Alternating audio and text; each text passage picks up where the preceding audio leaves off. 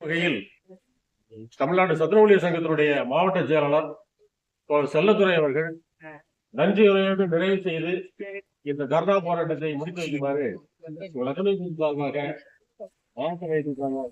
நேற்று துவங்கி 24 மணி நேர தர்ணா போராட்டம் தமிழகத்தின் பாரம்பரியமான ஒரு சங்கம்.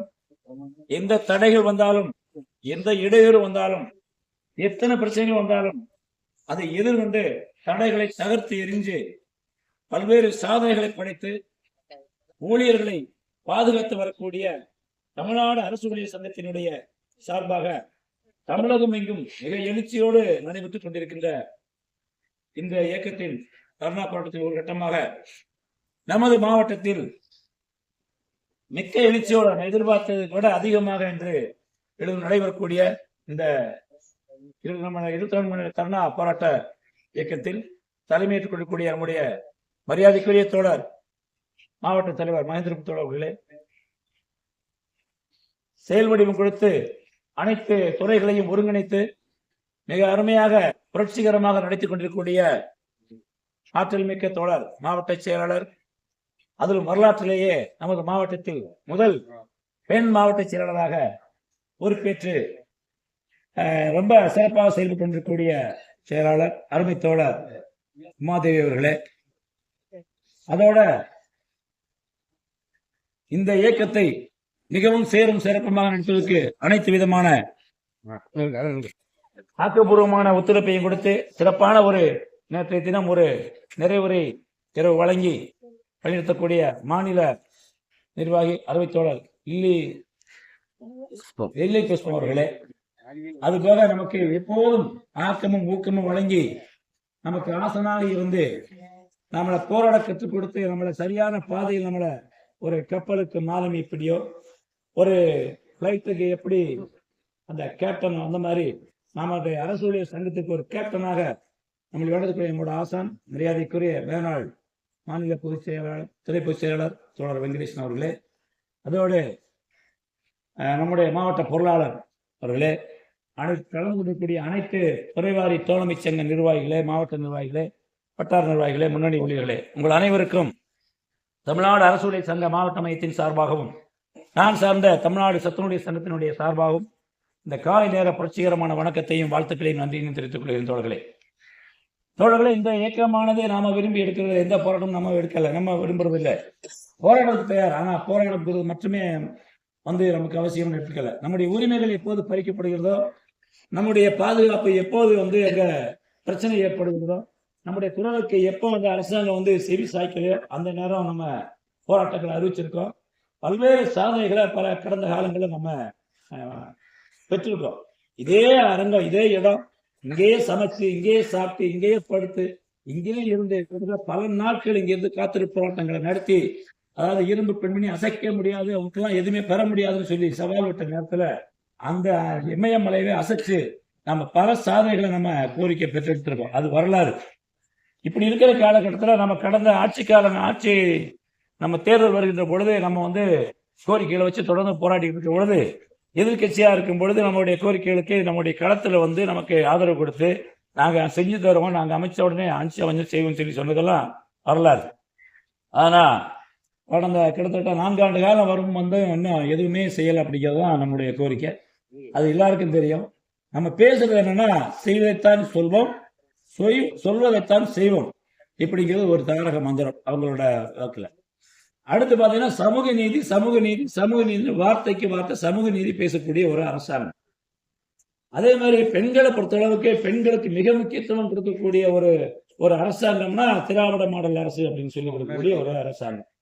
இப்படி பல்வேறு விஷயங்கள்ல அவங்க ரொம்ப கமிட் ஆகி பொதுமக்கள் மத்தியில் ஒரு பெரிய பிரச்சாரத்தை கொண்டு போய் பொதுமக்களுக்கு இதுக்கு முன்னாடி அமைஞ்ச அரசாங்கம் யாருமே, கலைஞர் உட்பட, இப்படிதானே சொல்லணும், கலைஞர் உட்பட யாருமே செய்யலை. நாங்க புதுசா நிறைய திட்டங்களை கொடுத்துருக்கோம், நாங்க சொன்னதை அத்தனையும் நாங்க நிறைவேற்றி முடிச்சிட்டோம் அப்படிங்கிற மாதிரி இன்னைக்கு பிரச்சாரம் போயிட்டு இருக்க தவிர, ஆனா களத்துல இறங்கி பார்த்தா எதுவுமே நிறைவேற்றல அப்படிங்கிறதா உண்மை நிலவரமா இருக்கு.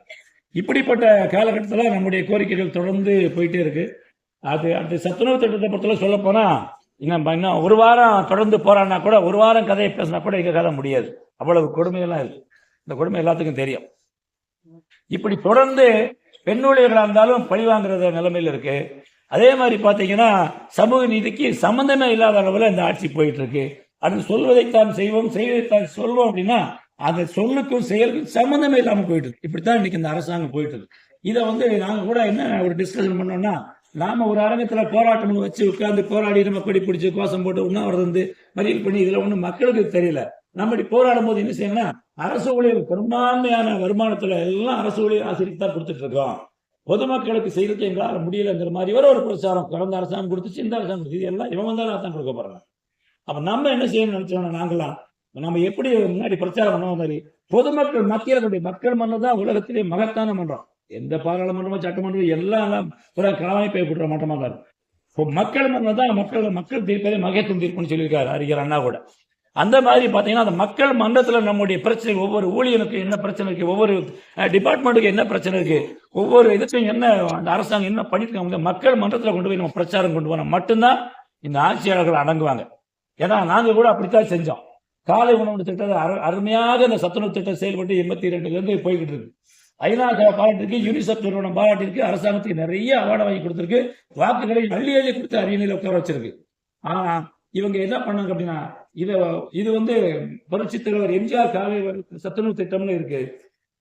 இந்த பேரை மழுங்கடிச்சிட்டு நம்ம அப்பா பேரை உள்ள வச்சிடலாமா, இல்ல நம்ம பேரை வச்சிடலாமா, இல்ல நம்ம மகன் பேரை வச்சிடலாமா, இல்ல நம்ம பேரன் பேரை உள்ள வச்சிடலாமா, இப்படி பல்வேறு சிந்தனைகள்ல திடீர்னு காலை உணவுன்னு ஒண்ணு கொண்டு வந்து அறிவிச்சாங்க. அந்த காலை உணவு வரும்பொழுது அப்ப நாங்கெல்லாம் எங்களுக்கெல்லாம் ரொம்ப சந்தோஷமா இருந்துச்சு. முதலாக அது பாராட்டி தெரிவிச்சது தமிழ்நாடு அரசு சங்கம், தமிழ்நாடு சத்துணவு சங்கம் தான். ஏன்னா நம்ம பிள்ளைகள் காலையில பிரேயர்ல வயங்கி வந்துட்டு இருக்காங்க. அப்ப சாப்பாடு கொடுத்தா நல்லா இருக்கும், காலை உணவு கொடுங்கன்னு சொல்லிட்டு. அப்ப அந்த காலை உணவு கொடுக்கறதுல நமக்கு எந்த ஆச்சரியமும் இல்லை, சிறப்பு பயனுள்ளதா தான் இருக்காது, மாற்றம் இல்லை. ஆனா அந்த காலை உணவு நடத்துறதுக்கு 40 வருஷம் தொடர்ந்து பணி செய்யக்கூடிய இந்த ஊழியர்களுக்கு இவங்களை சம்மந்தப்படுத்தாம ஒரே வீட்டுக்குள்ள 2 பேரை கொண்டு உள்ள வச்ச மாதிரி காலை தனி ஒரு அமைப்பை உருவாக்கி அது 8, 10 படிச்சிருக்கணும்னு சொல்லி ஒரு கேட்டகரியை வச்சு அவங்களுக்கு தூக்கி அதில் சம்பளம் 3000 ரூபாய், 3500 ரூபாய், 4000 கேட்டகரிக்கு தகுந்த மாதிரி ஸ்ட்ரென்த்துக்கு தகுந்த மாதிரி போட்டு காலை உணவு தனியா உள்ள வருது. அன்னைக்கு அதிகாரிப்பட்ட நிலைமையில பெரிய மோசம். பிடிஓஸ் டெப்டி பிடிஓஸ் நிலைமைலாம் அன்னைக்கு ரொம்ப மோசம். அன்னைக்கு என்ன செய்யணும்னு தெரியல. எங்க கொண்டு பாத்திரத்தை வைக்கிறது, எதுல வைக்கிறது, யாருக்கு அவ்வளவு நெருக்கடியில நான் அந்த திட்டத்தை கொண்டு வந்து நடத்தும் போது எங்களுக்கு ஒரு அச்சம் வந்துச்சு. எனக்கு திடீர்னு காலை உணவு வேற ஒரு டீம் கொண்டு வராங்களே, உள்ள அடிப்படை சண்டை நடக்கும், வீட்டுக்குள்ள மாமியார் ஒருவனுக்கே பிடிக்காத, இங்க வேறு மக்களை உள்ள உட்கார வச்சுக்கிட்டு என்ன நடக்க போது நினைச்சோம். ஆனா எப்படி ஒப்பத்தி நடத்திட்டு இருக்காங்க. கடைசி என்ன பார்த்தா அதுக்கு முக்கியத்துவம் கொடுத்துட்டு சத்துணவு 40 ஆண்டு காலம் இந்த அரசாங்கத்துக்கு இந்த சமுதாயத்துக்கு உழைச்சு உயிரை கொடுத்து உழைச்ச இந்த துறையும் இந்த திட்டத்தையும் இந்த ஊழியர்களையும் மழுங்கடிச்சு இது காலை உணவு சிறப்பா செயல்படுது. ஆனா சத்துணவு திட்டம் எந்த இதுவும் இல்லைங்கிற மாதிரி இன்னைக்கு அரசோட நிலைமை வந்துருச்சு. இங்க என்ன போடுறாங்க அப்படின்னா இதெல்லாம் தாண்டி தான் நம்ம போய்கிட்டு இருக்கோம். அப்படி போயிட்டு இருக்கும் இந்த சத்துணவு திட்டத்துல இன்னைக்கு கிட்டத்தட்ட 63,000 காலி பணியிடங்கள் இன்னைக்கு வேகன்சி, 1.5 லட்சம் காலி பணியிடங்கள் மொத்தம் பணியிடம் தேவை. இன்னைக்கு 63,000 காலி பணியிடங்கள் அமைப்பாளர், சமையல் உதவியாளர்னு சமூக நீதி பேசுறோம், சொல்வதைத்தான் செய்வதைத்தான் சொல்லுவோம்னு சொல்லிட்டு இருக்கோம். ஆனா அங்க என்னன்னு பார்த்தா 63,000 பேருடைய வேலைகளையும் இருக்கக்கூடிய ஒரு 40,000 பேர் தான் என்ன செய்ய வேண்டியிருக்கு, ஒரு 50,000 பேருக்குள்ளதான் அந்த வேலையை பார்க்க வேண்டியது. என்ன நடக்கலையோ, எது இருக்கல அரசாங்கம் கொடுக்கலையோ 12:30 அப்படின்னா சாப்பாடு சுட சுட மாணவர்கள் கொடுத்தே ஆகணும். அது மாற்றுக்கிறதே இருக்கு. அப்ப அந்த ஸ்ட்ரென்த் இல்லை. 5 கிலோமீட்டர், 10 கிலோமீட்டர், 20 கிலோமீட்டருக்கு அப்புறம் போய் கூட என்ன செய்யறாங்க, சாப்பாடு போட வேண்டிய நிலைமை இருக்கு. அதுவும் பாத்தீங்கன்னா 25 பிள்ளைங்களுக்கு கீழே அப்படின்னா அங்க புது பணியிடம் எதுவுமே கிடையாது. 10 பிள்ளைகள் இருந்தா கூட ஒரு ஆசிரியர், இரு ஆசிரியர், தலைமை ஆசிரியர், உதவி ஆசிரியர் போட்டுருக்கோம். இங்க ஒரே நபரை வச்சு அந்த மையம் செயல்படணும். அது அங்க புது அப்பாயின்மெண்ட் கிடையாது, கூடுதல் பொறுப்பு. அப்ப இந்த சமையல் இடத்துல பண்ணி பாத்திரத்தை எடுத்து வச்சு தலையில வச்சு சுட சுட சுமந்துக்கிட்டு போய் அங்க 12 மணிக்கு அடுத்த ஸ்கூல்ல போனோம், 4 கிலோமீட்டர் நடந்து போய் போடணும். இதெல்லாம் இன்னைக்கு அவர நிலை. இது எங்க சமூக நீதி இருக்கு? சரி, இப்படியே போய்கிட்டு இருக்கு. காலி பணியிடம் நிரப்பல. அடுத்து பாத்தீங்க அப்படின்னா ஏதாவது ஒரு இது நம்ம உணவு மானியம் எல்லாம் போராடணும். நம்ம இங்க வச்சு போராடின அந்த காத்திருப்பு போராட்டத்துல உணவு மானியத்தை உயர்த்தி வாங்கணும் 2019. அதுக்கப்புறம் பாத்தீங்கன்னா 24 வரைக்கும் உணவு மானியம் இல்லை. ஆனா ஆய்வு வரும்பொழுது அல்லது அதிகாரிகள் அமைச்சர்கள் வரும்போது எல்லாம் என்ன பண்ணாங்கன்னா, இது தரமா போடணும், இது அப்படி போடணும், இப்படி போடணும். வாக்குகள் மட்டும் வார்த்தைகள் ரொம்ப இதா இருக்கு. தரமா கொடுத்தா தானே பண்ண முடியும். இப்படி கிட்டத்தட்ட 2019 இருந்து 2018 கிட்டத்தட்ட 5 ஆண்டு 6 ஆண்டு காலம் விலைவாசி தமிழ்நாட்டில் ஏறவே இல்லையா? தினம் தினம் தங்க விலை ஏறது மாதிரி, பெட்ரோல் விலை ஏறது மாதிரி, காய்கறி விலையும் மசால் விலையும் எல்லாம் ஏறிட்டு தான் போயிட்டு இருக்கு. ஆனா காய்கறி மானியத்தை நம்ம 24 மணி நேரம் பட்டினி போராட்டம் 72 மணி நேரம் பட்டினி போராட்டம் சென்னையில நடத்தி கடந்த ஆண்டு அதுல அரசாங்கம் ஒத்துக்கிட்டு அந்த காய்கறி உணவு மானியத்தை 1 to 5 3 ரூபா 4 பைசா 6 to 10க்கு வந்து 3 ரூபா 25 பைசான்னு உயர்த்தி கொடுத்தாங்க. அதுக்கப்புறம் தான் அந்த சிலிண்டருக்கு கையிலிருந்து செலவழிக்கக்கூடிய பணம் கம்மியாச்சு. இல்லைன்னா வாங்குற சம்பளத்துல அதுல நான் ஒரு நாள்ல ஒரு பங்கு அந்த உணவு மானியத்துக்கு செலவழிச்சாங்க. இதெல்லாம் எங்க சமூக நீதி இருக்கு? இது போச்சு. அடுத்து பாத்தீங்கன்னா தலைவர்கள் பிறந்த நாளுக்கு இது எல்லாம் தெரியணும். தலைவர்கள் பிறந்த நாளுக்கு இனிப்பு போடுங்கன்னு சொல்லியிருக்காங்க. தலைவர் எவர் பிறந்தாலும் அவங்க வீட்டுல கொண்டாடுறதா இல்லையோ ஒரு அமைப்பாளர் கையில இருந்து எப்படியாவது ஒரு குறைஞ்ச வச்சா ஒரு 500 இருந்து 5000 4000 5000 வரைக்கும் கையில இருந்து வச்சாகணும். இதுக்கு முன்னாடி நிலைமை. ஏன்னா இப்பவும் வச்சுட்டு தான் இருக்கலாம். இப்பவும் கையில இருந்து பிறந்த நாளுக்கு நாங்க கற்றுக்கணும். என்ன நடக்கும் அப்படின்னா, பிறந்த நாளுக்கு இனிப்பு பொங்கல் வைக்கணும். முன்னாடி முதல் 100 கிராம் அரிசி கொடுத்தாங்க. அப்புறம் 80 கிராம் கொடுத்தீங்கன்னா என்ன அரிசி கொடுக்கல. எல்லாரும் வீட்டுல சக்கரை பொங்கல் என்ன செய்வோம்? பச்சரிசி, வெல்லம், ஏலை, சுக்கு, நெய் எல்லாம் வச்சு போடுவோம். இங்க என்ன செய்ய, நீ சாப்பாடுக்கு போடக்கூடிய அந்த ரேஷன் கடை கொடுக்கக்கூடிய அந்த புழுங்கல் அரிசியை வச்சு நீ சக்கரை பொங்கல் போடணும். இதுதான் அரசோட சட்டம். அடுத்து இப்ப எவ்வளவு கொடுத்தாங்க? 80 கிராம் அரிசி கொடுத்தாங்கன்னா 100 கிராம் 25 கிராம் அரிசிக்கு நீ சக்கரை பொங்கலும் 75 கிராம் அரிசியில உணவும் வழங்கன்னு போட்டுருக்காங்க. 25 கிராம் அரிசியில எப்படி சக்கரை பொங்கல் தயாரிச்சு பிள்ளைங்களுக்கு கொடுத்தா அதை எப்படி கொண்டாடி சந்தோஷமா அந்த தலைவரை வாழ்த்துவாங்கிறது இந்த அரசாங்கத்துக்கு தெரியுமா? ஏதாவது சாப்பிட முடியுமா? எப்படி சாப்பிடுறதா எடுத்து நக்குறதா? அப்ப இந்த ஊழியர்களையும் திட்டத்தையும் கேவலப்படுத்துறாங்களா, அந்த பிறந்த நாள் விழா காணக்கூடிய தலைவரை கேவலப்படுத்தாங்கன்னு எங்களுக்கு தெரியல. இருந்தாலும் நாங்க செஞ்சுக்கிட்டு தான். அப்ப 25 கிராம் அரிசி சக்கரை பொங்கல் பற்றி எந்த நேரமும் எப்படி இருக்கு? இதெல்லாம் பொதுமக்கள்கிட்ட கொண்டு போனா காரி துப்பிடுவாங்க. துப்பாமல் துப்ப மாட்டாங்களா? கண்டிப்பா துப்புவாங்க. இந்த நிலைமையில தான் இன்னைக்கு நம்ம திட்டங்கள் என்ன போய்கிட்டு இருக்கு. அப்ப இது எல்லாத்துக்கும் முடிவு கட்டணும். அடுத்து 1 ஆண்டு 2 ஆண்டு போராடினா பரவாயில்ல. 40 ஆண்டு காலம் தொடர்ந்து என்னைய நிரந்தரப்படுத்து, எனக்கு தேவையான காலம் ஒரு ஊதியத்தை கொடு, எங்களுக்கு ஓய்வுக்கு பின்னாடி போகும்போது பென்ஷன் எங்களுக்கு குடும்பத்தை 3 வேளை சாப்பிடக்கூடிய அளவுக்காவது ஒரு பென்ஷனை கொடுன்னு நம்ம 40 வருஷம் போராடி கொடுத்துருக்கா? கொடுக்கல. 2 ரூபாய் பென்ஷன் மாத்திரை மருந்துக்கு பத்தல. இப்படி பல்வேறு பிரச்சனைகள்ல சமூக நீதியும் கிடையாது. அதே மாதிரி மகப்பேறு விடுப்பு, அரசு ஊழியர்கள்ல மகப்பேறு விடுப்பு எடுத்தாங்க அப்படின்னா 12 மாதம் 9 மாசமா இப்ப மாதிரி இருந்தாங்க. 12 மாசம் கொடுத்துருக்கு. அந்த குழந்தை கொஞ்சம் தவண்டு போகிறது வரைக்கும் அது கொஞ்சம் கொஞ்சம் ஆரோக்கியமாயிட்டு அதுக்கப்புறம் அது கொஞ்சம் வீட்டில் பராமரிச்சுட்டா இருக்குன்னு சொல்லிட்டு அது வரைக்கும் தாய் கூடவே இருக்க வேண்டியிருக்கு. எல்லாரும் ஒரு தாய் பெற்று தான் நம்ம வந்திருக்கோம். நம்மளும் குழந்தையா தவண்டு உருண்டு எந்திரிச்சு வளர்ந்துருக்கோம். இப்போ நமக்கு அறிவு வேணுமா வேண்டாமா? சத்துணவு ஊழியர்களுக்கு மட்டும் மகப்பேறு உறுப்பு எடுத்தாங்கன்னா 6 மாதம். ஏன் அவங்க குழந்தை எப்படி 6 மாதத்தில் நடந்து எடுத்து ஓடிடுமா, வேலைக்கு போயிருமா, பள்ளிக்கூடம் போயிருமா? அப்ப இதுல எங்க சமூக நீதி இருக்கு? என்ன சொல்லணும்னா சமூக நீதிக்கும் இந்த திராவிட மனசுக்கும் 100% சம்பந்தமே கிடையாது. சொல்வைத்தான் செய்வோம், செய்வைத்தான் சொல்வோங்கிற இந்த ஒத்த வார்த்தைக்கு அர்த்தமே கிடையாது. இப்படி முரணாக செயல்படக்கூடிய இந்த திராவிட அரசை நாம இதுக்கு முன்னாடி இருந்தவரை பார்த்தா சரி அவனை விட இவங்க பரவாயில்ல என்ன செஞ்சோம், நம்ம கொண்டுட்டு வந்தோம். அவங்கள விட இவங்க பரவாயில்ல, சரி ஏதோ கூப்பிட்டு பேசவா செய்யறாங்க, அவங்க கூப்பிடவே மாட்டாங்க, இவங்க கூப்பிட்டால் பேசுறாங்க, நடக்கலாம் அப்படின்னு சொல்லி நாம விரும்பி அரசாங்கத்தை கொண்டு வந்தா கூட நம்மளை கண்டு காணாம போனால தங்க ஊசியா இருந்தாலும் கண்ணுல குத்த முடியாது சொல்லுவாங்க கிராமத்துல. அதே மாதிரி எவ்வளவு நம்ம விரும்பி கொண்டாலும் நம்ம ஏற்றுக்கொள்ள முடியாத இந்த அரசாங்கம் நடக்கனால 100% கொதி நிலையில மக்களுடைய மனநிலை மாறி போச்சு.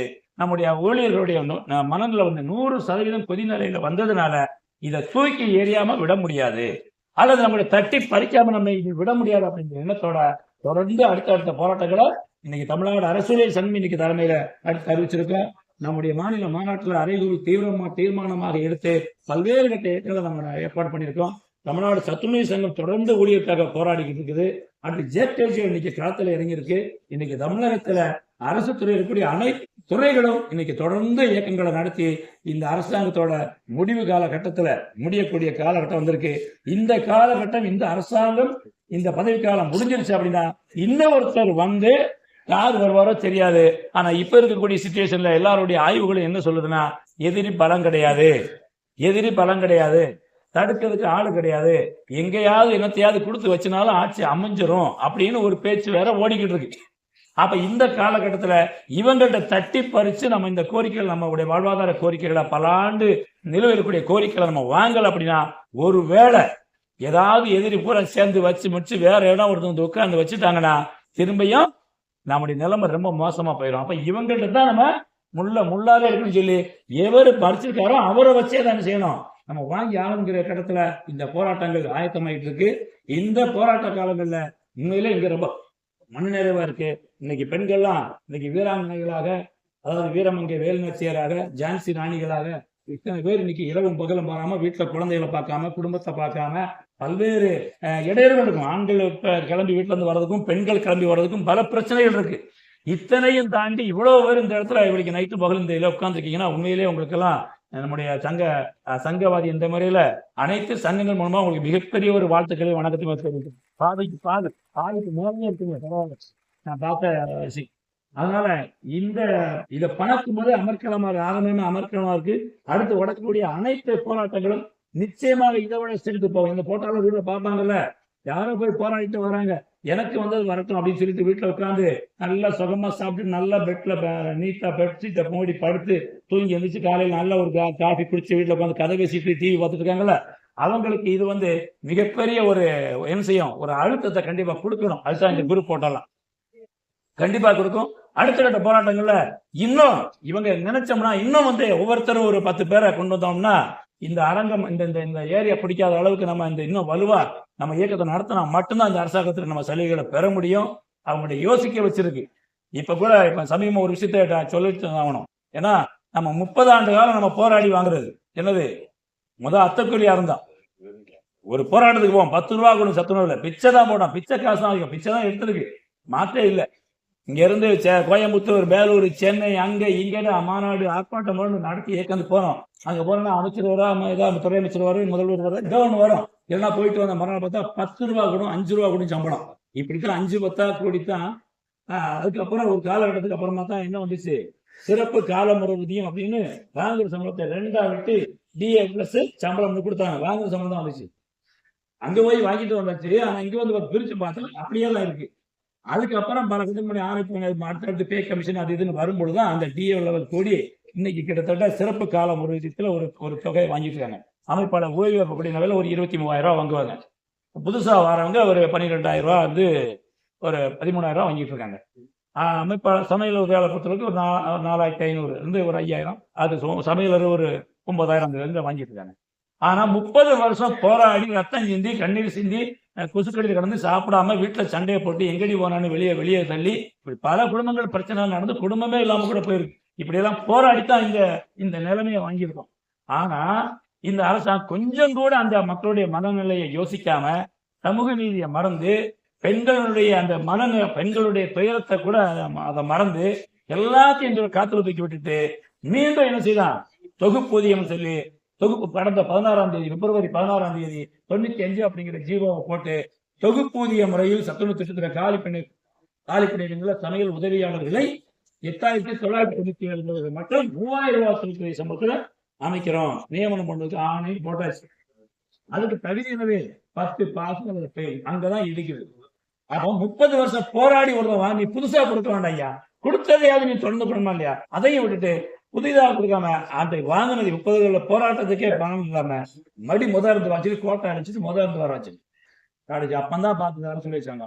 இதுக்கு மேல நம்ம செய்ய முடியாது, நம்ம வெயிட் பண்ண முடியாது, பார்க்க முடியாது சொல்லிட்டு அரசு களத்துல உடனடியாக இறங்கி முதல்வர்கிட்டே கொண்டு நம்முடைய புதிதாக வந்த மாநில மாவட்ட தேர்ந்தெடுக்கப்பட்ட தோழர் சீனிவாசன் உட்பட மாநில மக்கள் உட்பட மாநில நிர்வாகிகள் நேரில் கொண்டு இதை ஏற்றுக்கொள்ள முடியாது, காலமுறை ஊதியத்தில் தான் நீங்க நியமனத்தை பண்ணணும் அப்படின்னு சொல்லிட்டு கடிதத்தை கொடுத்தாங்க. உடனடியாக இயக்க தமிழ்நாடு முழுவதும் ஆர்ப்பாட்டம் பட்ட அளவுல நடத்தினோம். ரத்தனுடைய சங்கம் மாநிலம் தழுவி ஆர்ப்பாட்டத்தை நடத்தி கவனிப்பு ஆர்ப்பாட்டம் நடத்தி இது ஏற்றுக்கொள்ள முடியாதுன்னு சொல்லி நடத்தணும். 3ஆம் கட்டமாக தொகுப்பூதிய ஒழிப்பு மாநாடு. எந்த சங்கத்துக்கு அந்த துணிச்சல் வரும், எந்த துறைக்கும் யாருக்கும் இந்த துணிச்சல் வராது. அவன் ஒரு ஆணையை போட்டு வச்சிருக்கான், தொகுப்பூதிய ஒழிப்பு மாநாடுமே திருச்சி மாநகரத்துல ஒரு பெரிய மண்டபத்தை பிடிச்சு கிட்டத்தட்ட 1000 பேர் வருவாங்க. பார்த்தா அங்க 5000 பேர் கூட்டிட்டாங்க. ஏன்னா மனநிலை 90 டிகிரியில இருக்கு கொதிநிலையில, அவ்வளவு பேர் கூட்டிட்டாங்க. உட்கார இடம் கிடையாது, ரோடெல்லாம் பிளாக்கு. அந்த மாநாட்டுல தொகுப்பூதியத்தை ஒழிச்சு எங்களுக்கு காலம் வைத்து சொல்லி ஒரு மாநாட்டுல கோரிக்கை நிறைவேற்றி முதல்வருக்கு அனுப்புறாங்க. இப்படி பல்வேறு கட்ட நெருக்கடிகளை கொண்டு போய் சேர்த்த உடனே இந்த அரசாங்கம் யோசிக்க ஆரம்பிச்சது. அந்த ஆணையை நடைமுறைப்படுத்தாம அப்படியே கிடப்புல போட்டு வச்சிருக்கு. அப்ப இந்த அரசாங்கத்தை யோசிக்க வச்சு நம்முடைய போராட்டம் உன்னால்தான் முடிச்சுக்க தவிர வேற எதுவும் கிடையாது. இப்படி பல்வேறு கட்ட வலிமையான போராட்டங்களால முன்னணி பெற்றிருக்கோம். இன்னமும் நாம நடத்தி கொண்டு போயிடுவோம். இப்படி இருக்கிற காலகட்டங்கள் நமக்கு மிக நெருங்கிய நமக்கு சாதகமான காலகட்டம் இருக்கு. இதே மாதிரி பாத்தீங்கன்னா ஒவ்வொரு துறையும் நம்ம பார்க்கணும். இன்னைக்கு பாத்தீங்கன்னா இன்னைக்கு சாலை பணியாளர்களுக்கு அவங்க கடுமையான போராட்டத்தை போராடி அந்த 41 கால அதை இன்னைக்கு பணிக்காலம் மாத்தம் சொல்லி கொடுத்து பல வருஷமா போராடி அதை என்ன ஆச்சு, கோர்ட்டு கொடுன்னு சொல்லியிருக்கு. ஆனா இன்னைக்கு நடைமுறைப்படுத்திருக்கமா? நடைமுறைப்படுத்தல.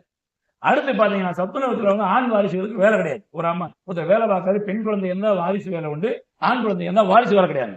ஆனா கொடுத்துருக்கோமா? கோர்ட்டு சொல்லி தடையில்லை.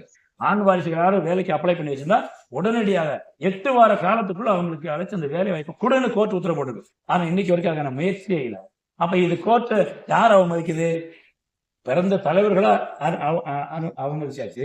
25 கிராம் அரிசி பொங்கலை போட்டு சொல்லி அரசாங்கம் கொடுத்த கோர்ட் உத்தரவை மாதிரி நடைமுறைப்படுத்தாம கோர்ட்டு அவமதிச்சாச்சு.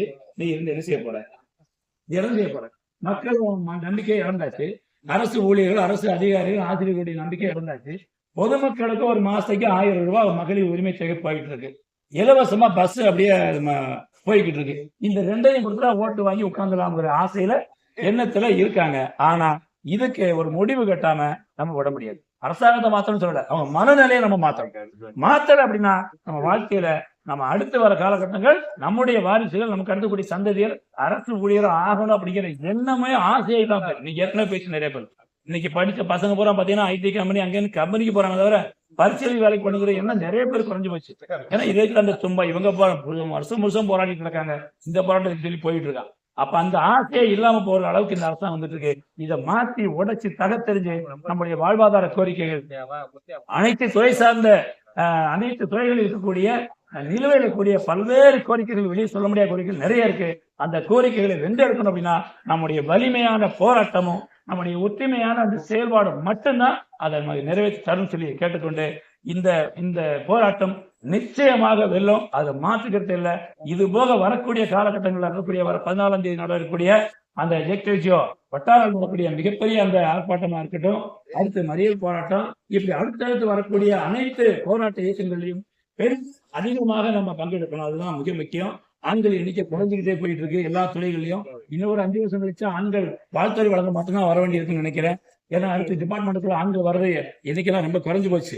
அப்ப பெண்கள் இதை ஒரு பயிற்சி களமா, இனி வரக்கூடிய போராட்ட காலங்களை ஒரு பயிற்சி களமாக நீங்க எடுத்துக்கிட்டு அந்த பயிற்சியை நம்ம தங்களுடைய வளர்ச்சிக்கு பயன்படுத்தி அடுத்த கட்ட தலைவர்களை உருவாக்குவதற்கு நீங்க அனைவரும் ஒத்துழைச்சு நீங்க மிகப்பெரிய ஒரு இயக்கத்தை கட்டி காப்பதற்கும் அந்த வீராங்கனைகளாக நீங்க வீறு கொண்டு எழணும் சொல்லி கேட்டுக்கொண்டு இந்த இயக்கம் நிச்சயமாக வெற்றி பெறும்.